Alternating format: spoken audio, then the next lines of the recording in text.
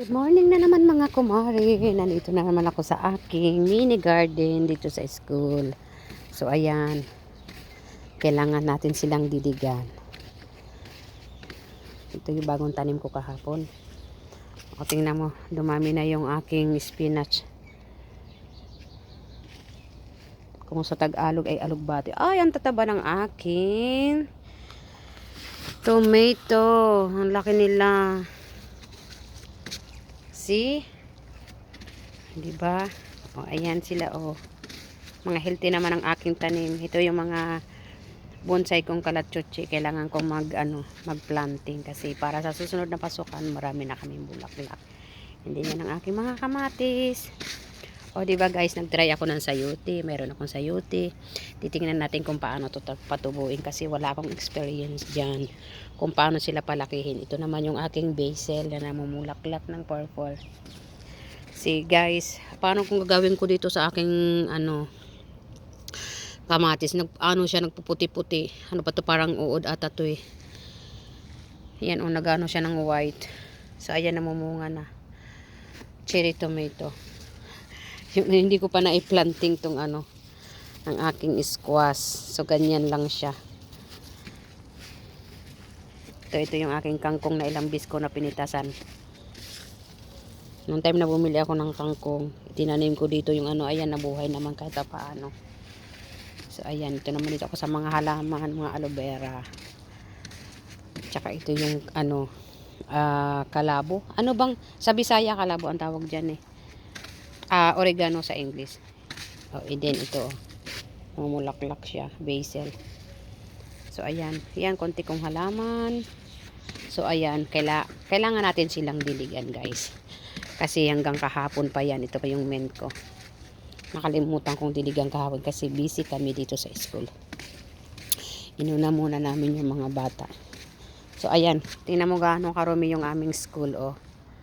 See, hindi pa kami nagwawalis. Actually, tambayan to dito ng mga bata. So ayan, magdidilig tayo. Bakit? Dito ako sa garden! Nandito ako sa garden! So, ayan ha. Diligan muna natin sila bago tayo mag-start ng trabaho guys. Samahan nyo. Paliguan ko muna yung aking mga halaman. Halika dito! Ayan oh. May mga kalatsuchi ako dyan eh. Kailangan next year mabuhay ko to. Kasi may plano kami dito. Sana next year magkaroon na kami dito ng as in flower garden. Hindi lang mga kamot. Oh! Oo. May pansit dun sa table ba? So ayan, didilig kami. Ay ako pala. Tawag na ako ng aking mga kasama. Ito yung namin tanlad. So sa susunod pasukan, kailangan namin itong i-rearrange.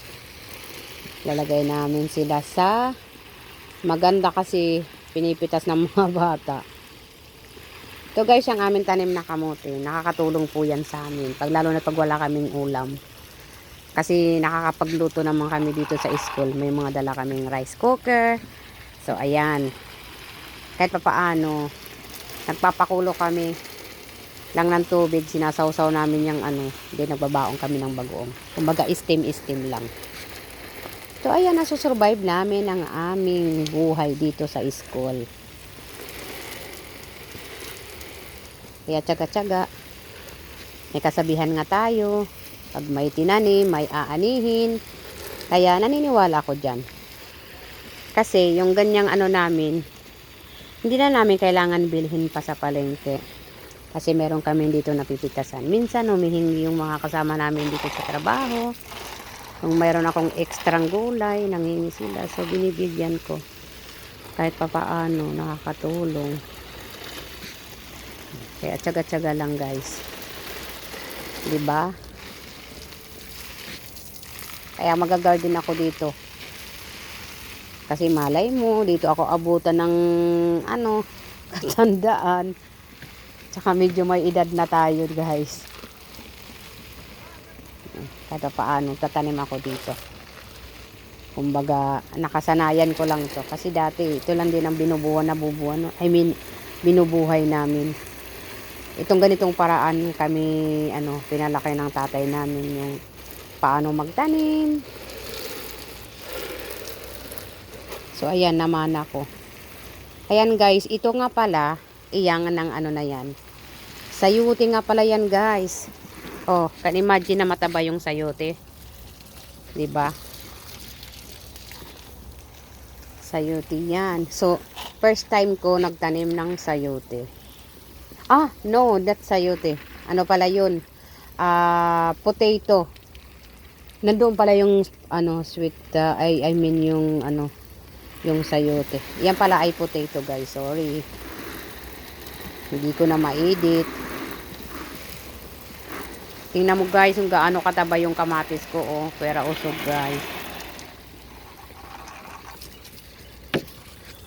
Haray ko, nangangawit ako. Ayan. Sa susunod, palalakihin ko yan sila. May plano na ako dito next year. Kasi magtatag-init na naman dito guys eh. Alam mo naman yung kung gaano kainit ang Middle East, diba? Mas marami ang init dito kaysa sa lamig. Kawawa nga yung mga mga tanim. Madali sila kailangan talaga. Mayat maya mo silang lalagyan ng tubig kasi madadry talaga sila, mamamatay. Lalo na pag yung as in super init dito sa Middle East. Na kahit tao ay hindi kakayanin magtambay sa labas. Diba? Ito actually yan, mga project lang yan ng mga bata eh. So dinidiligan ko kasi hindi naman nila alam kung paano alagaan yung tanim nila. Kasi nililipat nila sa isang maliit na lagayan. And then pag nagbunot sila, hindi nila alam na pwede yung mamatay. Ay ako nag-aalaga.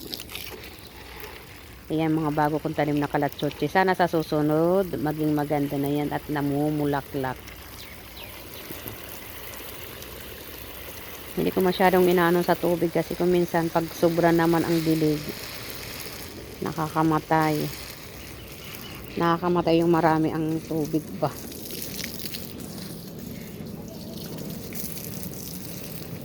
Diba? Kawawa eh. Dry na siya eh.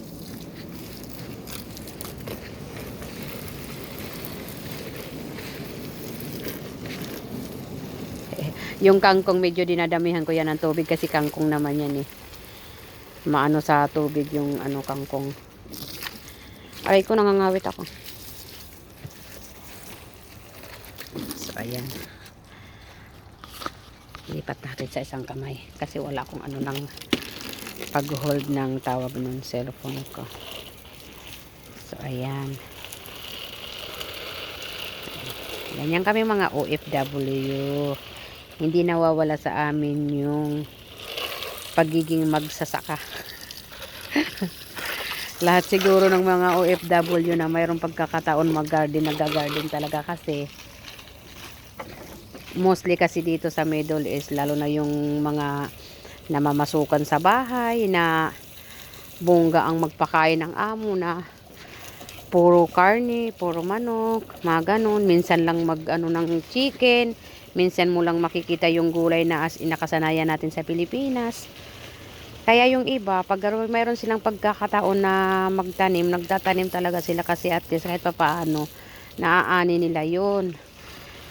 Dito sa Middle East, mostly nakikita ko, yung marami silang tanim na malunggay. Kasi dito sa Middle East, once na bumili ka ng malunggay, ang mahal, lalo na dito sa Dubai. Yung 3 dirham mo, kuminsan 4 na tangkay to 5 tangkay lang. As in mahal siya. Kaya yung iba dito, pag alam nilang maganda yung lupa na pwede pagtaniman, nagtatanim talaga sila dito ng malunggay. Kasi once na binili mo sila sa sa mga supermarket, lalo na sa mga malalaking supermarket, Mahal yung gulay, pati yung gulay na yung talbos ng kamote, ilang piraso lang, 1 dirham, ganun. Kaya yun, nagtatanim. Tsaka itong ano, yung branch ng school namin, mayroon din silang mga ganitong klaseng tanim. May ano pa nga dun sa kanila, may kalabasa. So, ang ganda ng pinagtatanaman nila.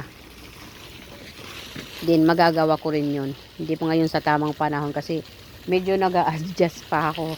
Kasi most talagang as in inuuna namin yung ano, yung trabaho sa school. Minsan lang ko takaw ano ninanakaw ko lang yung oras ko dito sa garden.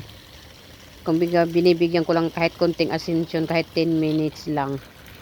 So mga pag ganitong araw, tuwing Sabado, kasi wala namang bata dito, yun, naano ko siya, naasikaso ko siya. Pero pag simula sa Lunes hanggang Biyernes, as in hindi ko siya nabibigyan ng pansin ba. Pumunta man ako rito, 10 minutes lang, yun, dilig-dilig lang. Kaya ayan, sa susunod guys, update ko kayo kung anong nangyayari dito sa akin mini garden, kasi may plano ako ditong pagandahin. Hindi pa sa ngayon kasi nag-adjust pa ako. Marami akong dapang iasikasuhin na gusto ko sanang magpabili yung tagang alagaya na kayong mga box ng mga ano, ng mga ano dito galing sa supermarket. Gusto kong manghingi ng ganun kasi para mapagtaniman ng iba't ibang gulay. Kasi para yung iba, yung gustong manghingi sa akin, at least nabibigyan ko sila. Hindi naman natin to ipinagdadamot, para naman to sa lahat. So, ayan. Hanggang dito na lang guys. Asikasuhin ko naman yung paglilinis namin kasi yun talaga ang pinunta namin dito. Maglinis tuwing Sabado, deep cleaning. So, ayan guys. Hanggang dito na lang. Paalam.